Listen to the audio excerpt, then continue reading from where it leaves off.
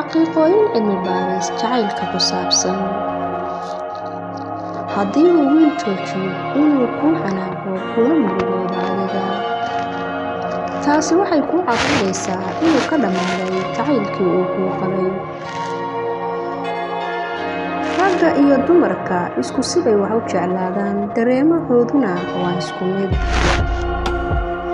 Laakiinse ragga ayaa inta badan dareemahooda bannaanka soo dhiga, jacaylka sheegashadiisana ku hormara haddii ay gabar isjeclaadaan.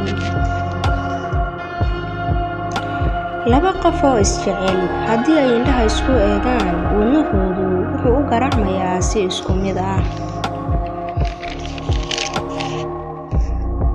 Ragga ayaa si fudud wax ku jeclaada, jacaylkana si fudud ku qaada inta badan markii la isbarbar dhigo dumarka.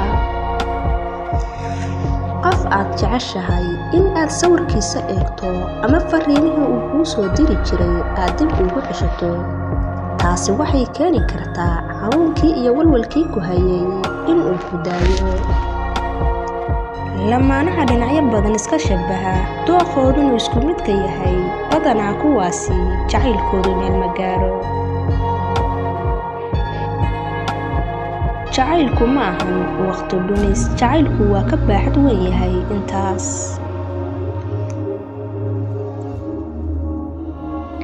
Jacaylka inaad macallin ku ahaatid waxay kuu keeni kartaa murugo iyo niyad jab badan. Waynu jeclaan karnaa laba qof, laakiin si isku mid ah uma jeclaan karno. Inaad qof jeclaato waxay leedahay saamaynta inaad daroogo barato oo kale, waayo si fudud kuma dayn kartid.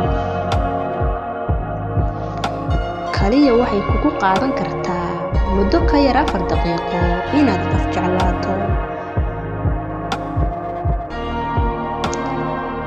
Laakiin inaad qof ilowdo oo aad qalbigaaga ka saarto waxay kugu qaadan kartaa 15 bilood iyo wax ka badan.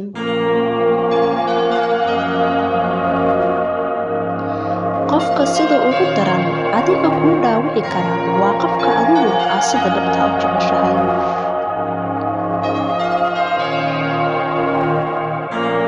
Halkaas waxaad ka baran kartaa jacaylku inuusan ahayn goob ammaan, balse uu yahay qasri qurux badan inaad ku dagaalantaana waa ifafaalaha noloshaada.